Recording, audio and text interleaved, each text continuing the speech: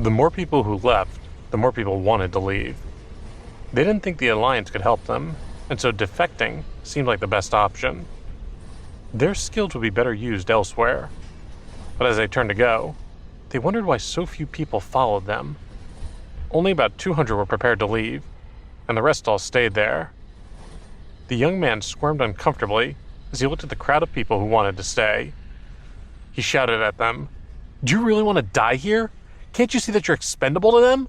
If you stay here, you'll be treated like slaves and die when you're no longer useful." But no one moved. After a few moments of awkward silence, someone stepped forward. The young man took this as evidence that his speech was working, so he went on excitedly. "That's right. Open your eyes and see their true colors." "Do you have a survival plan?" The one who had stepped forward said. He was a middle-aged man who looked like a farmer.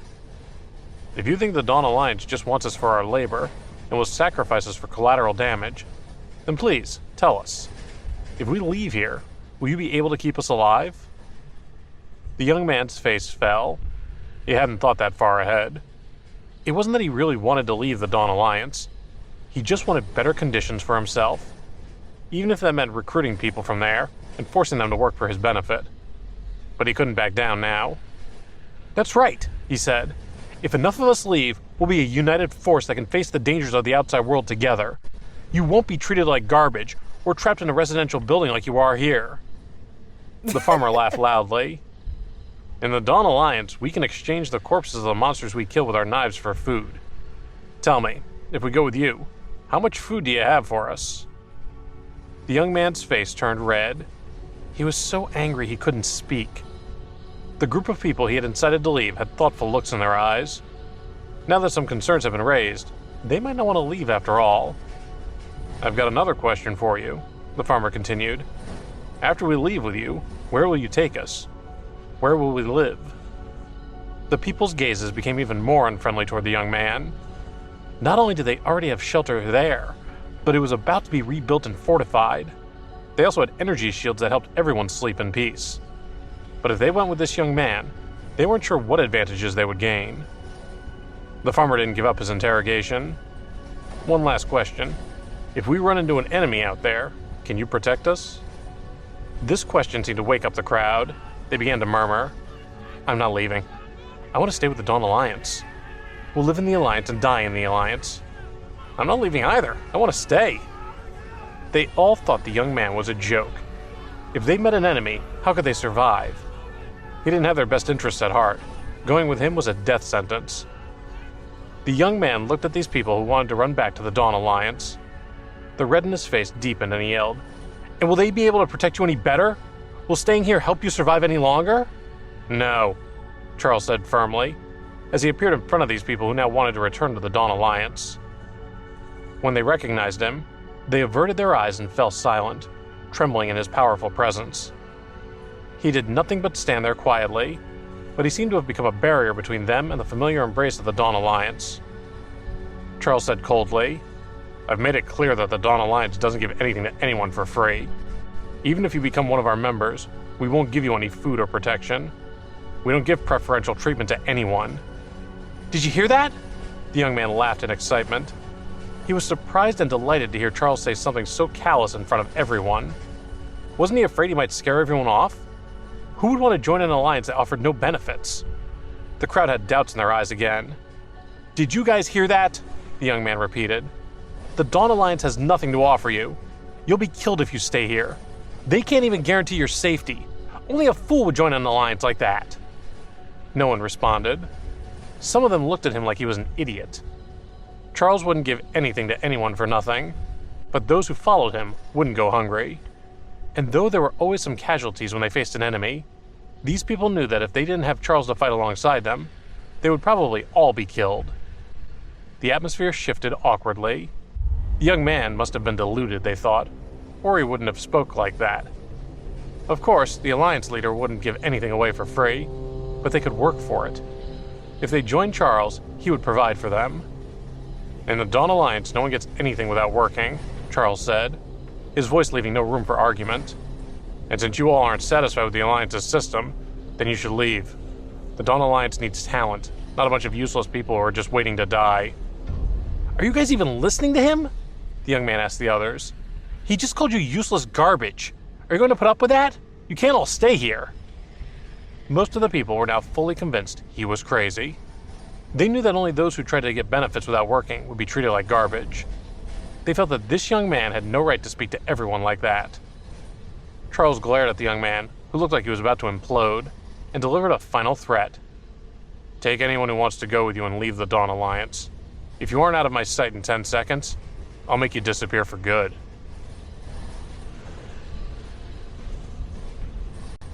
The young man's attempts to incite an exodus fizzled into nothing in the end. Some of the people who regretted trying to leave begged Charles to let them stay. Their fate was in his hands. They felt that they didn't deserve to be sent away to their deaths. It wasn't as if they had committed a heinous crime after all. All they wanted was a chance to fight for better lives for themselves.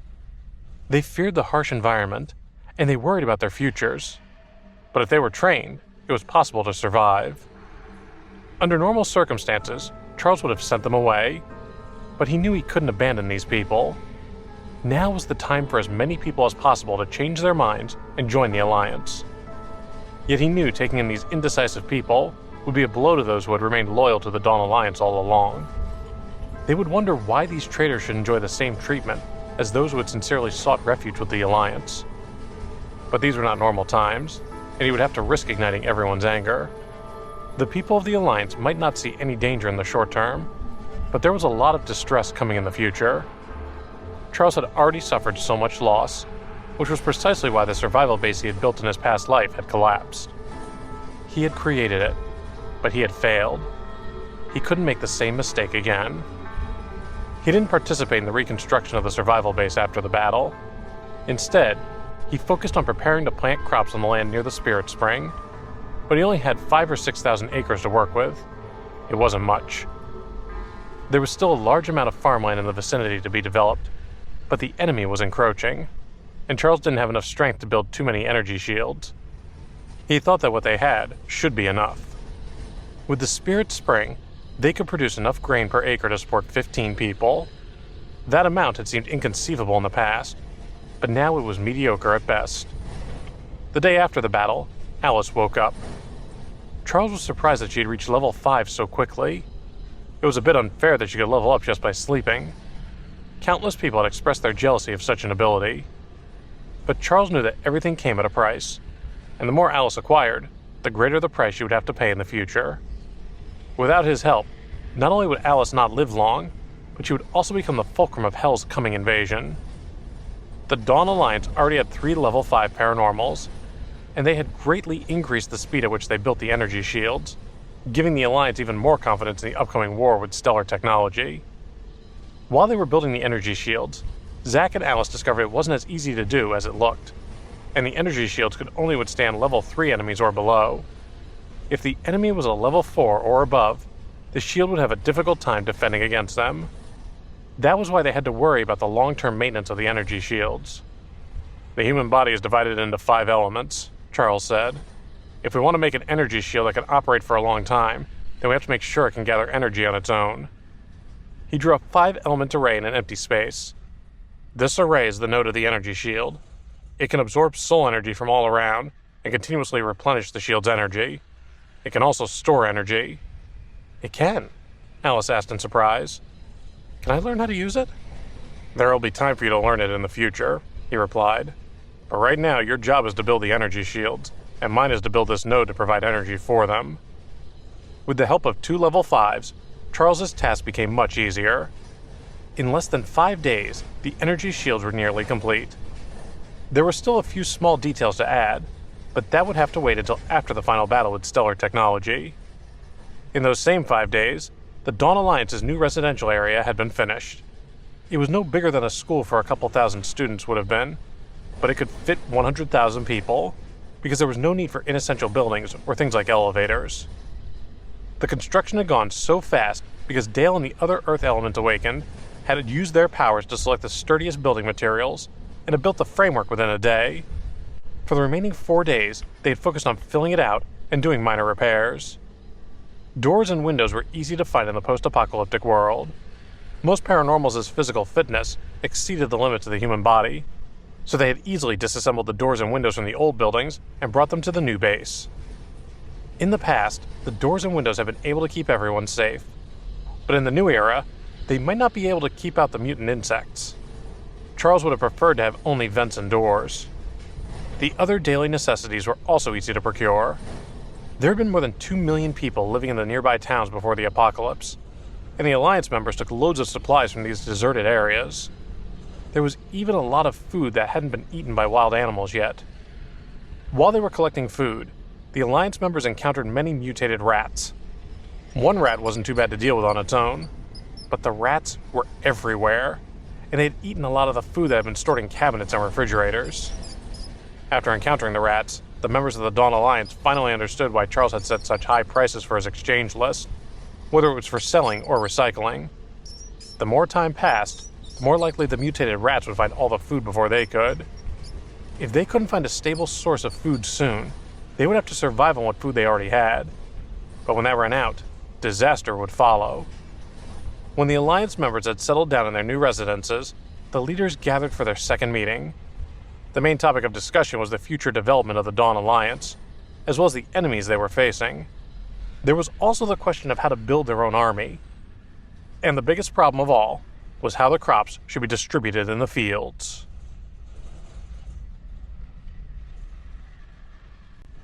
Now that we've dealt with all that, our biggest problem is how to handle stellar technology, Olivia reported at the meeting. The weapons and equipment the Army promised us have been transported over. There's enough to arm more than 10,000 people, but are we really going to distribute these firearms? Kevin said, "We have to. Charles can only forge so much equipment. Without those top-level weapons, stellar technology will have a huge advantage over us.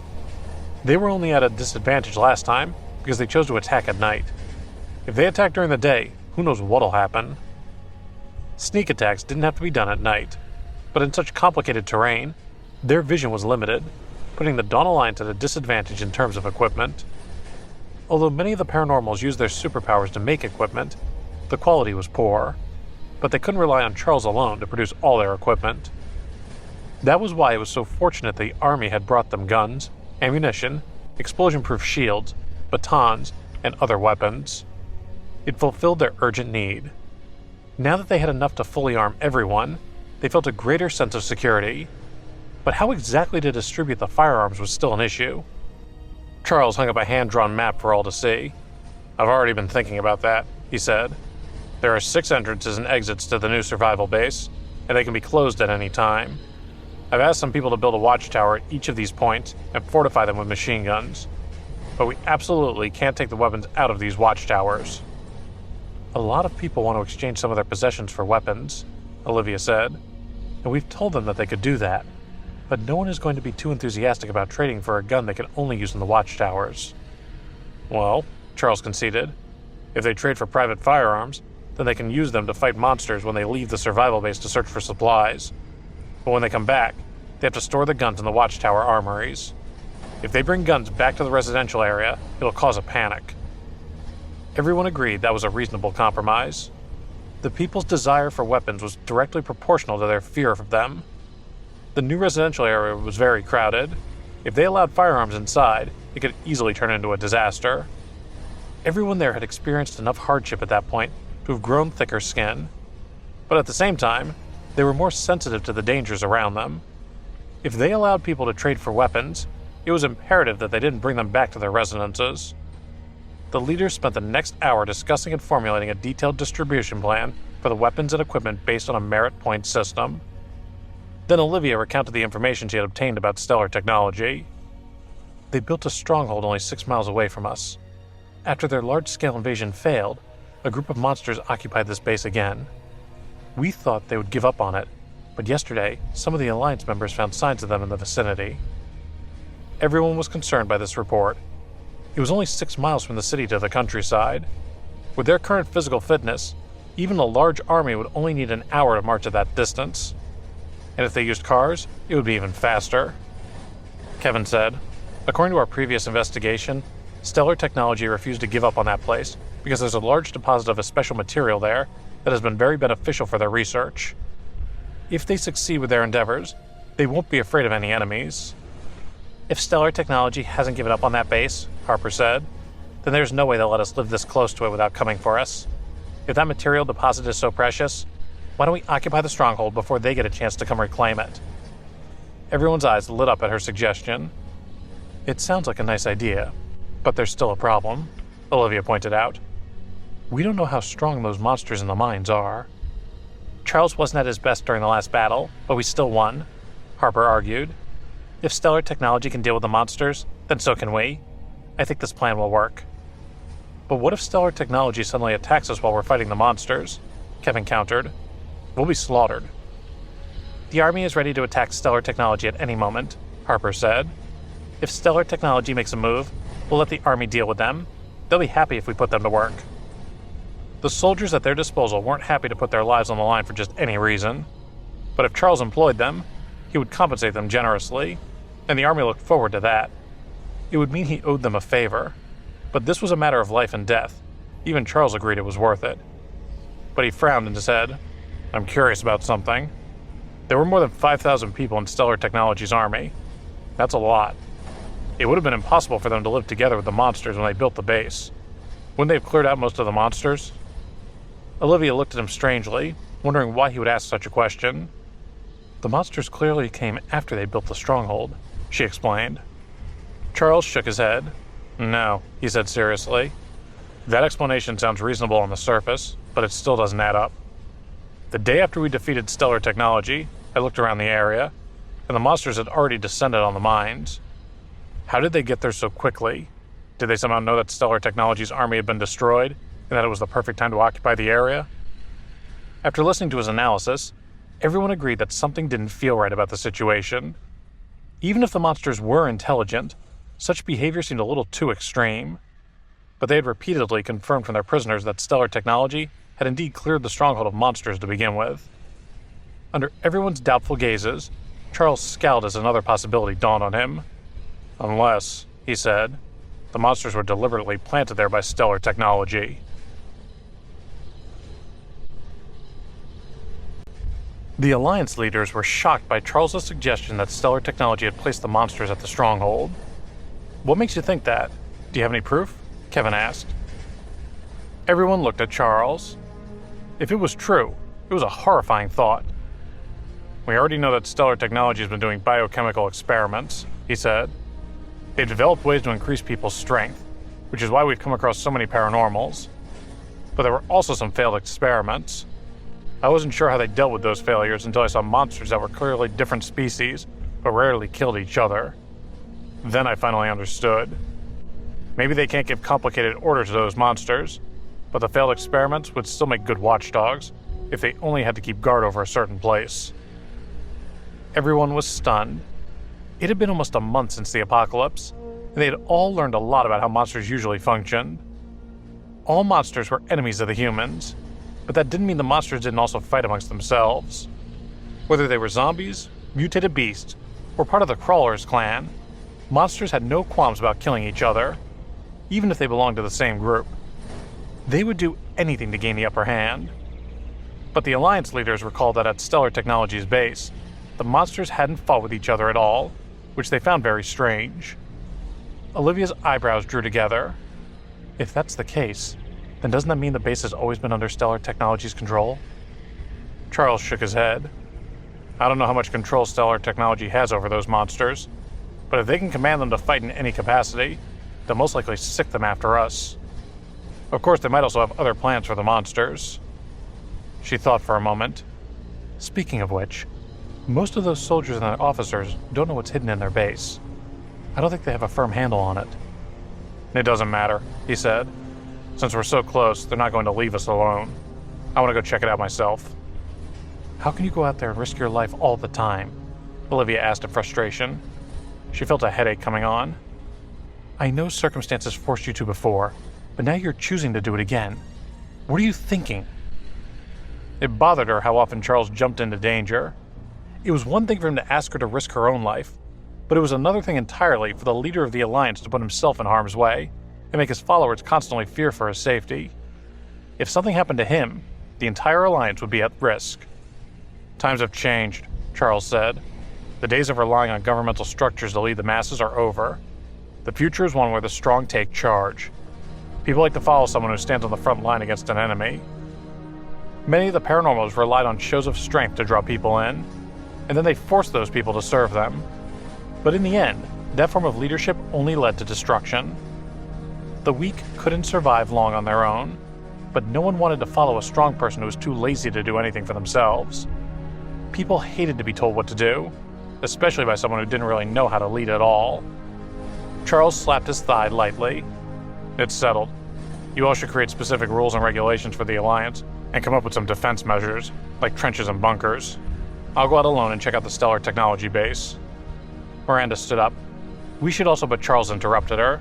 You need to stay here and take care of the survival base. I have my own reasons for going out alone. The more people there are here, the better. Don't worry, I won't put myself in danger. Her concern eased when she remembered Charles's strange ability to detect the enemy's whereabouts in the dark. She realized there was no logical reason to follow him out there. He was formidable, and they didn't need to fret about his safety.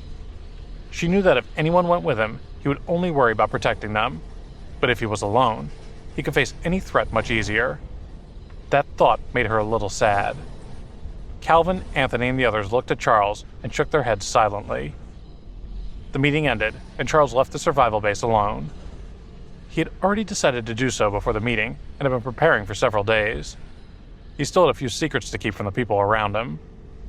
It wasn't that he wanted to lie or that he didn't trust them, but if the Alliance members found out what he was hiding, the consequences could be devastating. If he told the others that his energy storage space could be used to plant large amounts of crops, then they would grow lazy about securing a reliable food and water supply. He had to work hard at concealing this fact, or someone could easily see right through him. This solo trip of his wasn't just so he could look into the cyborg beast at the Stellar Technology stronghold. He also wanted to add some supplies to his energy storage space. In the battle a few days before, most of the captives had been killed, but Charles had secretly sent 700 or 800 people into his energy storage space to use as a labor force. The space was certainly large enough to accommodate them all, and he would let them work until they were exhausted. If he had to choose between the zombies and these people, Charles wouldn't hesitate to let these people die. They had slaughtered their own people, and a traitor's death wasn't something to be pitied. Once he had left the survival base and had confirmed no one else was around, Charles began to transfer a large amount of soil to his energy storage space. Soil, stones, plastic, water, he muttered to himself. Yeah, there's not enough water. Essence water alone can't replenish the elemental energy in the plants. I'll have to go to the river and get some water to store in a lake. Then they can hold on for a lot longer. I'll go to the beach and add a water purifier too. The water's barely usable even for irrigation. After walking and stopping to collect supplies for more than 3 hours, Charles finally arrived at the enemy's base.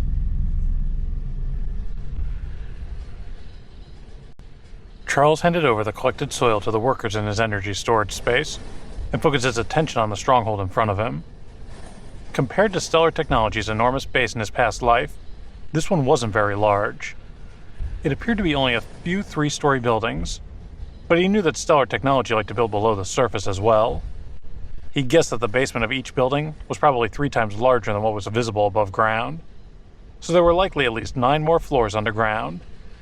But considering the material deposits below the base, their underground areas might have been even larger than that.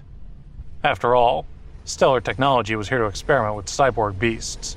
There was no such thing as having too many contingency plans. Charles used his magnifying amulet so he could see the cyborg beast better.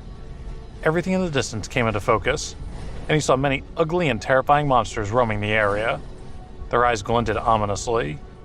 A few zombies passed by and ignored these cyborg beasts, as if the monsters didn't qualify as food. But the cyborg beast must not have thought the same way. As the zombies passed by, the beasts attacked them, pinning the zombies to the ground before starting to eat them. Most of the cyborg beasts were based on cats, dogs, pigs, cows, sheep, or humans. But Charles noted that there wasn't a single chicken, duck, goose, or other poultry. Many of them looked like they had started out as humans and had then had the limbs of animals grafted onto them.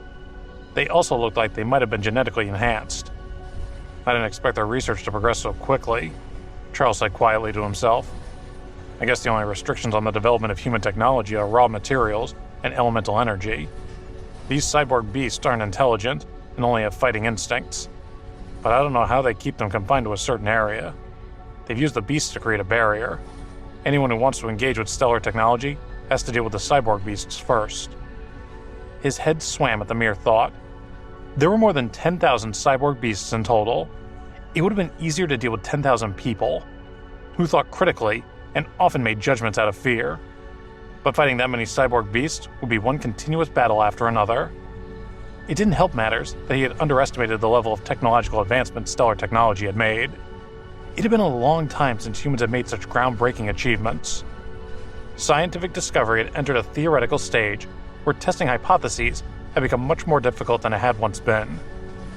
That's why he had assumed that most of stellar technology's research was still in the early stages. But their development speed was already exceeding expectations.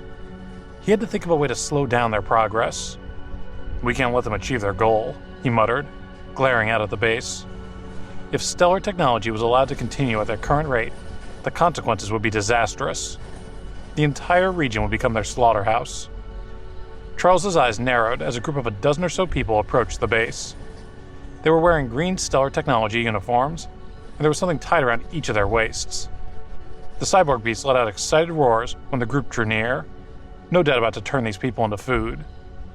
But the cyborg beasts suddenly stopped a few feet away from the people. Trembling, they lowered themselves to the ground, as if they had encountered something terrifying. The people looked down at the beasts in disdain and ridicule. One of them even kicked one of the monsters. "So they really do have a way to control the cyborg beasts," Charles whispered. One beast in particular attracted his gaze, but this one seems to be a little different. As the group of people entered Stellar Technologies' base, the cyborg beast Charles was watching stared after them with hatred in its eyes.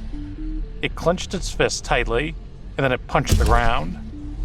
With his magnifying amulet, Charles was able to see every detail of this unique beast as easily as if it were standing right in front of him. "This beast is intelligent, but the people didn't notice it," he said. "But they're not idiots. They're more concerned with controlling the cyborg beasts than with making them as strong as they can be. Even if they haven't noticed this one's intelligence, they would have had to consider the possibility that the beast could grow clever. Humans are instinctively afraid of things beyond their control." Now that he had seen the base for himself, he was able to consider a new perspective on the information he already had. No wonder Stellar Technology used cyborg beasts when they attacked the other survival base, he thought. It's not just that they're physically stronger, but that they're also being controlled. I'm afraid they're in danger of losing that control, though. If we make good use of this information, Stellar Technology might shoot themselves in the foot. He understood the limitations of Stellar Technology's research.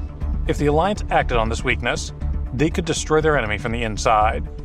That was the best way to bring down a sturdy fortress. Even the army would pay a heavy price if they had to take on Stellar Technology's massive army directly. But if they could weaken them from the inside first, the outcome might fall in the Alliance's favor. But how do we get in? Charles wondered. He looked at the thousands of cyborg beasts in the distance and felt somewhat troubled. It'd be too dangerous to try to find and use their own escape route, he thought. It's safer to use the ventilation system. He knew Stellar Technology's base must have had an escape route in case they needed to evacuate. But coming through there was sure to attract the enemy's attention. They might even expect that. It would be easier to sneak in through the ventilation system, but that wasn't any less dangerous. The entrance to the ventilation duct was right outside the enemy's base, but if they wanted to reach it, they would have to pass through the horde of cyborg beasts. He wondered if this was really their only way of getting inside.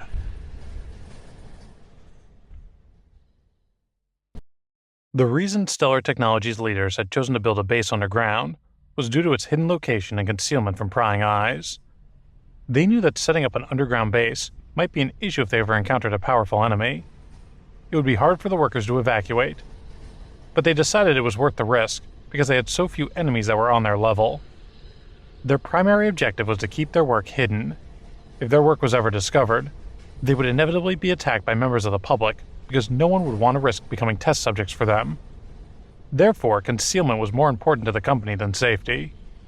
It was possible for an Earth-powered paranormal to escape from the base, but it wasn't an easy feat. It was so far below the surface that even a paranormal would use up a vast amount of energy in the attempt. And if Stellar Technology's own Earth-powered paranormals found out about the breach, it would likely be disastrous. The best method for escape wasn't for an Earth paranormal to camouflage themselves with the soil, but to use their control of the Earth to dig their way out. However, that process was also dangerous. If the intruder was discovered by Stellar Technology, the company's Earth paranormals could easily control the Earth and force the intruder to use twice the amount of energy in order to escape. The company's paranormals could even potentially trap the invader under the ground until their energy wore out altogether and they gave in to suffocation. If an attempt was made to infiltrate the base and the intruder was discovered by a fire or water paranormal, the result would be equally devastating once they had pinpointed the person's location. The fire paranormal could heat up the soil and cook the intruder alive, and the water paranormal could drown the victim. Therefore, although Charles had the Earth Amulet, he didn't dare use it.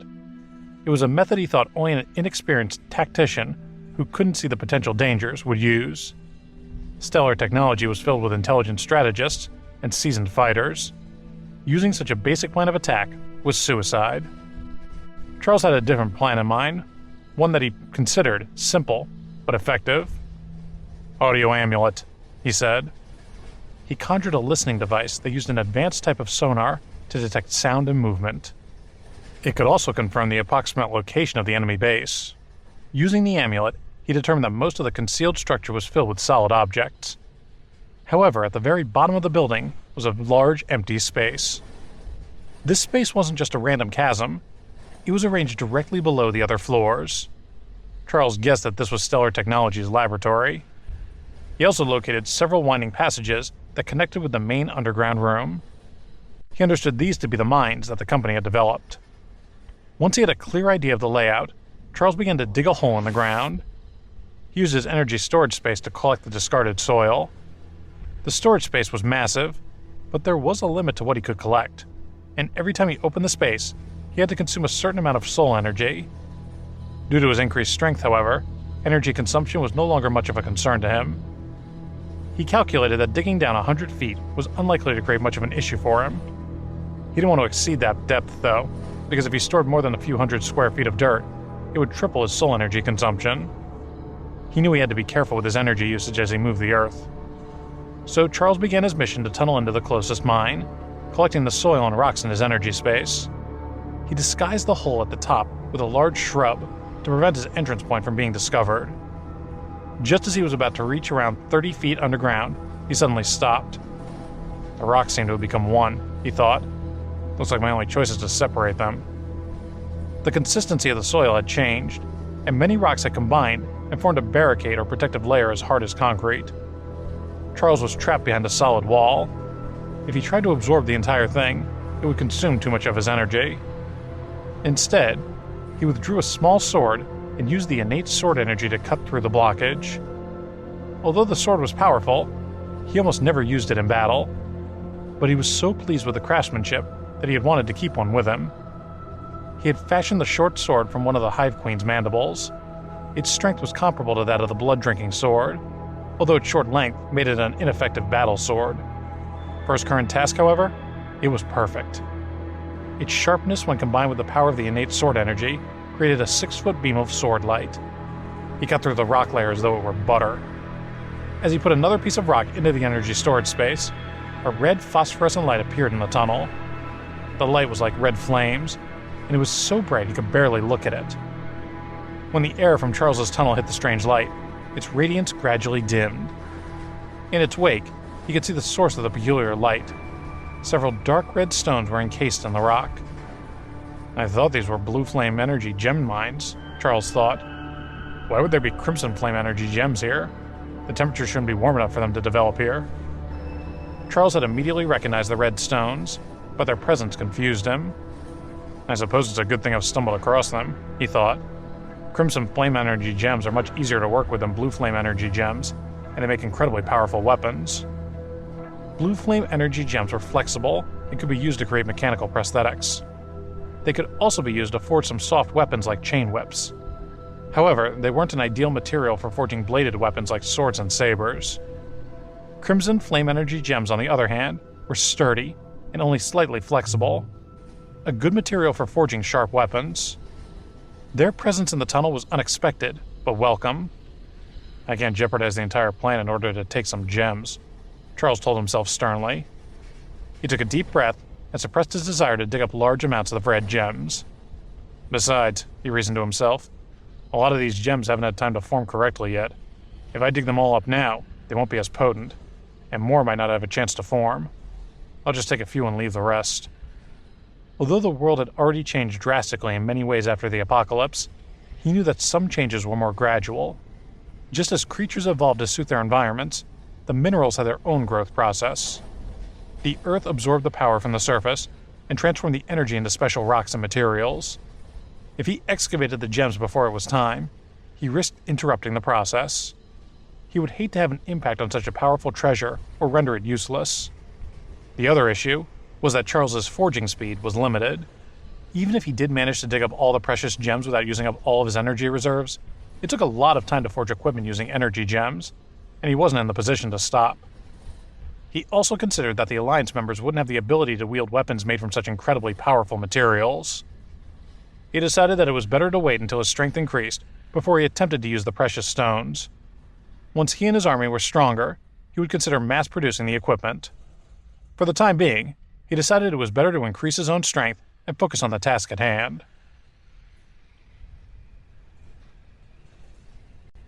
Charles continued past the precious flame energy gems, only placing a few in his energy storage space as he began cutting his way in the direction of Stellar Technologies' laboratory. Once he had stored the useful materials, he told the liches in his energy storage space to set up an area where he could crush the gems and prepare to forge them into weapons. Finally, his tunnel connected with an existing mine, and he continued his journey with ease. Then, when he was less than 100 meters from Stellar Technologies' laboratory, something unexpected happened. A stone fell from the ceiling of the tunnel. He was about to throw it out of the way when it unfurled a pair of arms and legs and turned into a small person. Two dents in the rock that made up its eyes narrowed into what the creature evidently thought was a fierce, intimidating look. The Rockman launched toward Charles, brandishing its small fists. Charles simply brushed the tiny man out of the way. A little level 2 stone man doesn't scare me, he told the creature with a laugh. But if a stone man was able to grow in the earth around the base, it meant that the composition and quality of the soil and rock were of an above-average standard. Thinking twice, Charles grabbed the stone man's body and held it up. It squirmed a little and beat helplessly at his hands. "You're still a little weak," Charles told it, "but I know how to feed you until you become much bigger and stronger. I've chosen you to be the keeper of this tunnel." Charles created an evil subdue amulet and attached it to the stone man's body to retain it as a kind of pet. If the creature increased in strength, Charles would be able to use the amulet to control it. If he ever wanted to release the man, he would simply revoke the contract. He was generally picky about taking creatures as pets. Until that point, he'd only taken one other, and that was the lightning cadaver serpent. His choosiness wasn't due to having high standards, since he could revoke the contract at any time, but rather because most mutated creatures had large appetites. The lightning cadaver serpent ate, on average, 1 or 2 zombies per day, but ordinary beasts required food to sustain themselves. Since Charles still considered his own food supply insufficient, he wasn't willing to give a portion of his own stores to his pets. The lightning cadaver serpent wasn't in competition with him for food, and its strength and usefulness made it worth Charles's time and effort. The stone man absorbed its nutrients from the power in the earth, so it was also not a creature that would take resources from Charles directly. A ray of light flashed and illuminated the stone man, and he knelt before Charles. The light was in response to the creature following its first order given by its new master. Charles wanted to establish his position in their relationship. He wanted to know to what extent a low-intelligence creature like the stone man could follow orders, and he found the results of the experiment satisfactory. He stuck an extract amulet on the stone man's body. Then the man began to emit a shimmering glow. The cracks on its body began to mend, and its whole body turned red.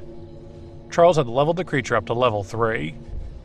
A level 3 stone man's defensive power was significant, and it could even be a threat to a level 4 paranormal. Its chief disadvantage was its slow attack speed. "From now on, you'll help me guard this mine," Charles told it. "If anyone tries to dig here, you'll attack them. If any other stonemen are born here, you'll declare them your subordinates." The stoneman wasn't able to follow complicated orders.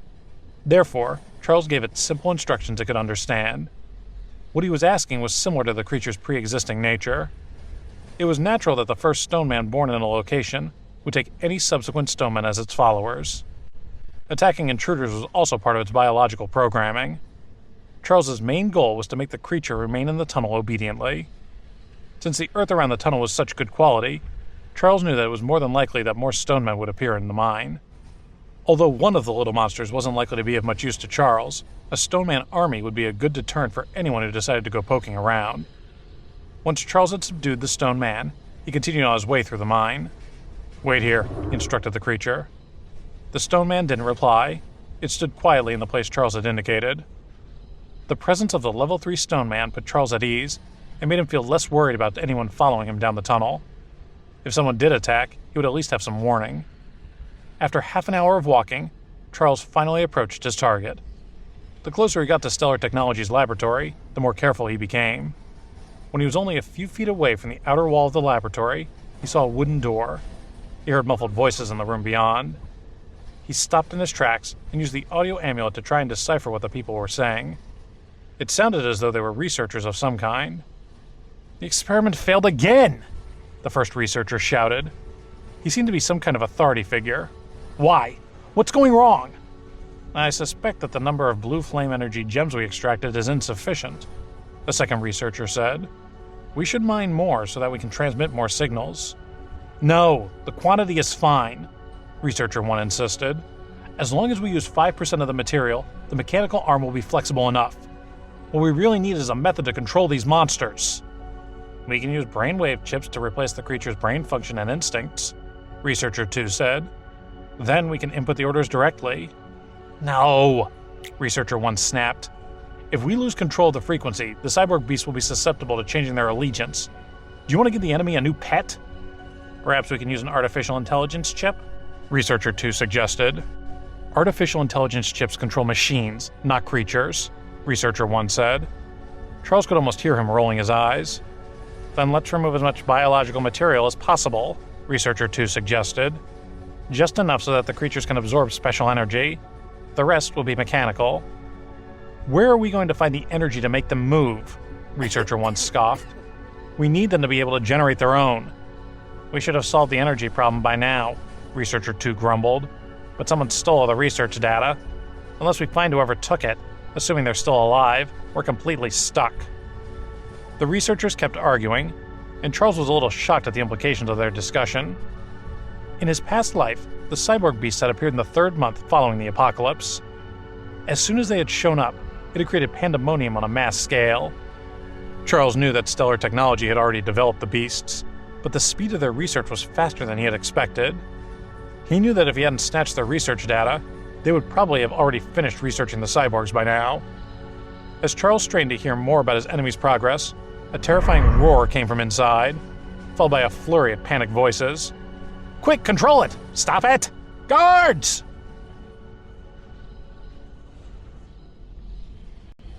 It was common when dealing with such dangerous cyborg experiments for some of the test subjects to escape or go on a rampage. Charles assumed that he had shown up just in time to witness one of those scenarios. But it didn't seem to be an ordinary breakout that was causing the researchers so much distress. The cries from whatever animal they held captive were a mixture of human and beast. Charles had never heard anything like it. He listened to the fray for a few minutes before the sounds of the battle gradually weakened. "Don't kill it!" Researcher 1 cried. "Stop, you idiot!" "But the monster killed Jules," a young, unfamiliar voice said. "Don't kill it," Researcher 1 repeated firmly. "Experiment 3 is the most valuable asset we have. The amount of data we've obtained from it has already increased our overall strength by a level. We can't overlook its contribution to our research just because it's killed a few people." "But it's killed more than a dozen researchers in the last few days," the young researcher said coldly. "If we don't kill it, it's going to take out more of us." "The advancement of scientific research requires sacrifices," Researcher 1 insisted.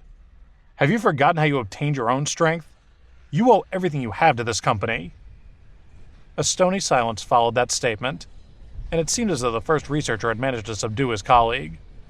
Considering Charles didn't hear Researcher 2 speak again, he assumed he was the unfortunate man named Jules, who had been killed by whatever beast they were trying to contain. It appeared to him that, according to the Stellar Technology researchers, if there was a way to increase the company's overall strength, the deaths of a dozen or so people weren't a big deal to the company. Their argument came to an end, and Charles saw his opportunity. He broke through the wooden door and burst into the laboratory. The sudden crash stunned everyone. They hadn't expected anyone to break in when they were harbored so safely below ground level. When Charles arrived in the laboratory, he headed straight for Researcher 1. In his experience, if this man was able to order around the other researchers, it meant that his status at the base was likely to be higher than the others. The status of Stellar Technologies members was generally proportional to their strength. The man Charles had targeted looked to be in his 30s. He drew a sword and lunged toward Charles, his face full of fury. He had recently lost several colleagues, and he decided this intruder was a good target for his ire and frustration. He had spent weeks trying and failing to develop Experiment 3, and he needed an excuse to vent his anger. "This is for Jules," he cried as he engaged Charles in battle. Unfortunately, his strength paled in comparison. His broken sword clattered to the ground, and Charles made easy work of him. "Now you can join him," Charles said coolly. His attack didn't end with the head researcher. He was determined to leave no witnesses. "Sword of Death," he exclaimed. He replaced the short sword he had used to dig his tunnel with a much longer sword. It was pure black. The Sword of Death didn't leave much physical damage on an enemy's body, but the effect it had on a living being made it more terrifying than any other weapon. "How did he get in?" someone cried. "Who cares?" another replied. "Just kill him!" In the time it took the researchers to argue among themselves, Charles had already killed 3 other people. Although the laboratory was filled with all kinds of bottles, vials, and various equipment, there weren't many researchers. There were fewer than 30 of them in total. Some of the braver ones used whatever they had on hand to fight Charles. They were afraid, since Charles had taken out the strongest member of their group, and they quickly realized that although they weren't low-level fighters, Charles's power eclipsed them all. The weapons they had in the lab were also things like nets, stun guns, and other equipment designed to control cyborg beasts, rather than to kill a person. So they were at a distinct disadvantage when it came to weapons. As more of their guards and colleagues fell at Charles's feet, the remaining researchers became increasingly worried for their own lives. They began to panic and beg. "Call for backup! Please don't hurt me!" One researcher even tried to convince Charles to switch sides. "Sir, you seem powerful, but we can increase your strength and make you stronger. Why don't you join us?" But Charles wasn't there for a job interview, and his Sword of Death moved like a blur around the room. In under half a minute, everyone in the secret laboratory was dead. Charles assumed the reason no one came to investigate the noise was that the personnel on the floors above were used to disruptions in the lab. Whatever the reason, no one came to check on the situation. Once Charles had dispatched every enemy in the room, he finally saw the monster they had been talking about. The cyborg beast was contained by an electric net, and its body was covered in bloodstains. All 4 of its huge limbs had been replaced with steel. It opened its vast mouth, but it seemed too exhausted to roar. The creature seemed to be bipedal, and its legs looked weak and wobbly as it struggled to support its enormous body. Charles presumed this was Experiment 3. Charles considered himself hardened to most things. However, when he saw the state of Experiment 3, even he felt the nagging pull of sympathy tug at his heart. "Captain," he said softly. He shook his head to clear the thought from his mind. He knew that in this lifetime, the captain was still alive. But in Charles's previous life, the captain's fate had been identical to the poor creature he saw before him, so he knew it must be him. What had happened to the captain in Charles's past life still haunted him. It was true that Charles had encountered many people who had eventually betrayed him, but he had also met people who were truly good. The super squad he had joined was made of people he had trusted with his life, but fate had once again taken away someone important to him. When he had recovered from his injuries and had eventually seen the captain again, the man had already become a cyborg beast and had been used as a weapon by Stellar Technology. In the end, with tears in his eyes, Charles had killed the mutated captain and had brought an end to his friend's suffering. The loss had created another dent in Charles's humanity. That incident had marked the moment Charles had declared everyone involved with Stellar Technology his mortal enemies. At the time, he had been weak. It hadn't been until much later that he had built up the strength to fight Stellar Technology. Then he and the others had defeated the evil corporation once and for all. "I know you never wanted to end up like this," Charles told the pathetic monster. "I want you to know I'm going to make this as painless as possible for you, but I have to stop you from being able to hurt others. I hope it brings you peace." He approached Experiment 3 with his sword raised. He knew that it wasn't the creature's fault that he had been transformed into a cyborg beast. but there was no way it could distinguish right from wrong anymore. It had evidently killed a number of people from Stellar Technology, which Charles had to admit was actually a good thing for him. But he couldn't risk allowing such a monster to survive. If he didn't take the opportunity to finish it off, the creature would harm even more people. But before Charles could strike the final blow, Experiment 3 leaped up. His eyes still held a trace of humanity, and his mechanical fingers trembled as he pointed at something to Charles's left. Hesitantly, Charles glanced in the direction the monster was pointing at. On a table was a huge, sturdy cage, and inside it was a petite figure.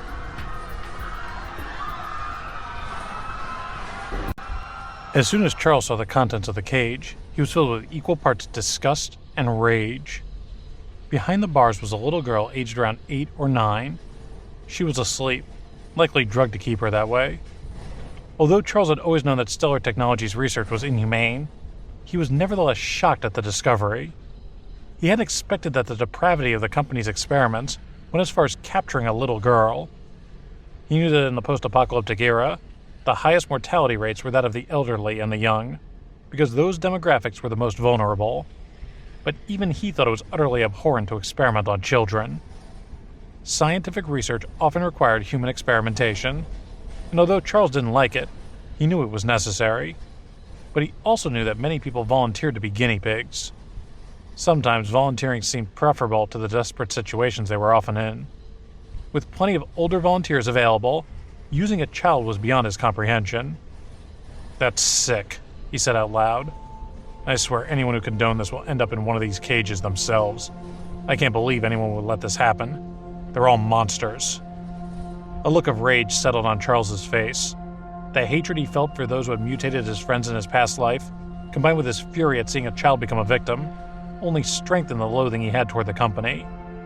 How can these bastards talk about human rights, democracy, or human nature? He thought. They're all hypocrites. He resolved that if he met any member of Stellar Technology, whether they were the highest or lowest level of employee, he would kill every one of them. None of them were innocent. For good measure, Charles stole some data from the tables around the lab and burned any equipment and drugs that he couldn't take. Once he had finished, still full of hate, he opened the door that led to the upper floors. The laboratory was effectively in the basement. The elevator had been damaged in a previous disaster, so employees were required to use the stairwell. Charles removed the door leading to the lab, and then he made his way to the floor above the basement, which was level 5. The numbers went in descending order, with the one closest to the surface being level 1. What he didn't see was that after he left the laboratory, Experiment 3 struggled free from its confinement beneath the electric net and ambled in the direction of the little girl. The employees on the 5th floor were interrupted from their work when the door was blasted off its hinges. Cries of panic erupted around the room. "Something's escaped from the lab! No, it's a person! Who is it? Be careful!" Before they had time to speculate, Charles released a fire dragon. It set off a raging fire throughout the entire floor, and without stopping for even a moment, Charles headed to the stairs that led to the 4th floor.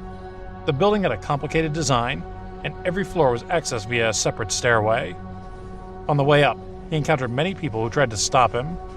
However, he and the Alliance had already killed most of the trained guards during the battle at the survival base. The remaining employees were no match for Charles. As Charles made his way through the building, the people working at the base quickly realized that he had ill intentions. "Get out! Run! Someone help us! There's someone invading the base! Stop this madman!" Many employees tried to stop Charles, but they all suffered terribly for their courage. He walked leisurely through the base, with a screaming crowd ahead of him and a trail of bodies behind him. When Charles had killed more than 20 people, the rest of the employees began to run to the stairwell in an attempt to escape. However, the first ones to the door froze as they saw what Charles had done. "He destroyed all the doors," someone cried. "He's going to let in all the monsters from level 1. "Stop him!" another shouted. There weren't many people left in the base, perhaps due to the conflict with the Dawn Alliance, and only a handful of them were combat personnel. Charles swept through the building like a god of death. Wherever he went, no one could match him. They all knew that if he made it to the top floor of the building, the results would be disastrous. But no one was in a hurry to challenge him face to face, because they knew it would only bring about their demise faster. No one who had seen Charles on the lower floors tried to stop him. Every time he reached a new floor, there were a few people who tried to stop him, but he dispatched them quickly and continued on his way. When Charles reached the first floor, he found it completely devoid of human life. What he did see was a huge cage containing cyborg beasts and a long row of blood-stained clothes and name tags hanging on a clothing rack in the center of the room. The beasts in the cages bared their fangs and threatened Charles with their mechanical claws, as if they wanted to rush at him. Curiously, Charles picked up one of the bloody coats and approached the nearest cyborg. When he did, the beast retreated and lay on the ground, trembling all over. Recognition dawned on Charles's face. It looks like they've devised a way to control the beast without getting attacked themselves, he thought. This seems to be the blood of some type of creature. That must be the key to protecting someone from being attacked. Charles waved his hand and stored all the clothes in his energy storage space. Once the blood-stained clothes were removed, he released the hook that kept the cyborg beast's cage closed. Immediately, the creatures began to chase him. He quickly made his way back through the building level by level. Those who witnessed his antics were initially confused. What is he doing? Why is he back? Then someone saw what was chasing him. It's the cyborg beasts, they yelled. Everyone's confusion at why Charles had destroyed all the doors disappeared when they saw the ferocious beasts. No! Hurry up and run! That bastard destroyed all the doors! When the cyborg beasts saw their previous captors, they rushed forward in excitement. They wasted no time in tearing apart every living person they could find. The entire base went into a panic. All the doors had been destroyed, so there was nowhere for people to hide. It was impossible to outrun the beasts, so the only thing they could do was try and fend off the creatures using any weapons they could find. To save themselves, some of the employees had no choice but to push their comrades forward when the beasts approached them. The diversion gave them a few seconds to escape. Then they started to fight for access down the narrow passageways. Charles ran as fast as he could back to the underground laboratory. His plan was to escape down the tunnel through which he had come. But when he reached the lab, what he saw made him stop in his tracks, and his blood ran cold.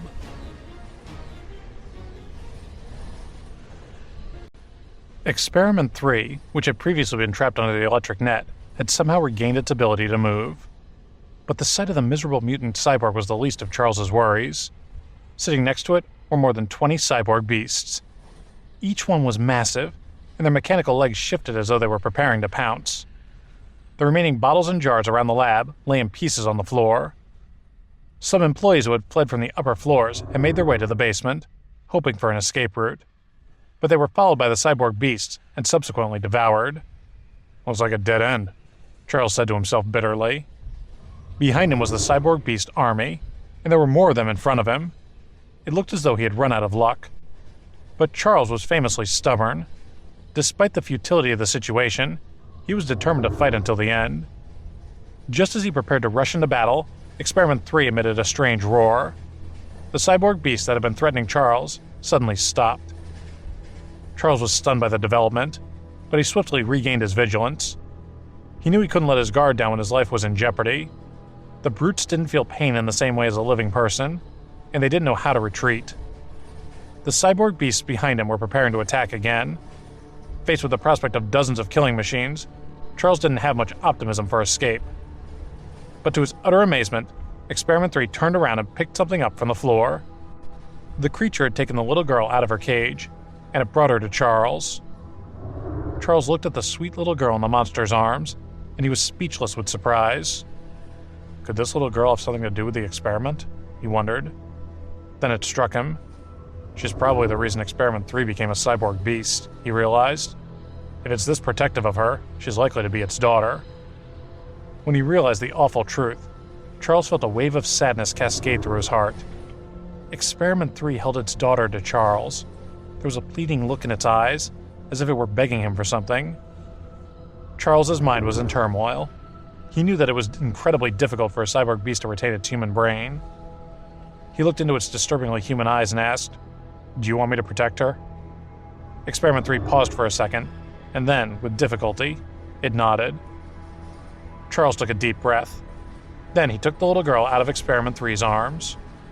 When he accepted the sleeping figure, the creature's lips parted in a terrifying grimace that Charles barely recognized as a smile. Despite its grotesque display of gratitude, Charles felt a powerful feeling radiating from the creature. It took him a second to identify the feeling as hope. Then, Experiment 3's humanoid eyes filled with rage, and Charles jumped back with the little girl in his arms. Experiment 3 shook its head in pain. After a few seconds, it slowly regained its senses. Then it let out another low roar at the beasts that were blocking the passage to the tunnel, and the beasts scampered to the stairwell. But Experiment 3 raced them to the door and tore the other beasts to pieces. Charles fled to the tunnel, and once he and the little girl were safely out of the lab, Experiment 3 used the discarded bodies of the other creatures to barricade the exit. It created a kind of steel wall that prevented both the employees and the other cyborg beasts from leaving. For the first time that he could remember, Charles felt tears in his eyes. He knew that his perception of the world was a cold one, but every time he felt himself about to lose faith in everything, he managed to run into someone who restored his hope. He knew that he couldn't save Experiment 3. As soon as he had seen the look on the creature's face, he had known that it was too dangerous to allow near other humans. Even though he knew the level of technology would improve a few years later, it would still only be able to delay the process of losing rational thought. It could never undo the terrible, irreversible process altogether. Once they were safe, Charles checked the little girl's breathing and vital signs. Her breathing was normal, and her body temperature was at a reasonable level. This suggested to him that she was still a human. However, there seemed to be a special force present inside the girl's body. She seemed to radiate gentleness, and it made Charles feel a strong urge to protect her. He shook his head to clear the protective instinct. Since the little girl was still a human, he had no reason to leave her there. Once he had ensured she was okay, he found a blanket for her and wrapped her up. Then he placed her gently into the spirit spring inside the energy storage space. For safety's sake, he made sure that all the liches in the extract amulet were unable to approach her. Then he used his will to create a little fort for her. Once he was satisfied with his work, Charles made his way back through the tunnel without looking back. He made sure to collapse the exit so that it no longer connected to Stellar Technologies' base. The tunnel belonged to him, and he knew it might come in handy at a later point. The journey took much less time now that he didn't have to clear the way, and Charles soon emerged from the tunnel. He looked up at the dazzling sunlight, and a tear appeared in the corner of his eye. He told himself it was because the sun was too bright after he'd been underground for so long, but in his heart, he knew it was something else. He had initially planned to check on the situation in Stellar Technologies' base. He had never intended for the experience to end up the way it had. Knowing that he had strayed from his plan made him feel uncomfortable. He didn't like knowing that even he wasn't immune to compassion. He considered it a weakness that only hindered survival and led to recklessness. However, a thought nagged at the back of his mind. Maybe compassion is what makes life worth living, he thought. If I lose it completely, I'll still have my body, breath, and heartbeat. But will I be any different from the zombies? He blocked the entrance to the mine with a boulder, and then he left the place without looking back. He knew that he would return because Stellar Technology would never give up their base. The things it contained were too important to them. But Charles was glad to know that when he did come back, it would be to destroy the vile company once and for all. The sky gradually darkened, and Charles disappeared into the night.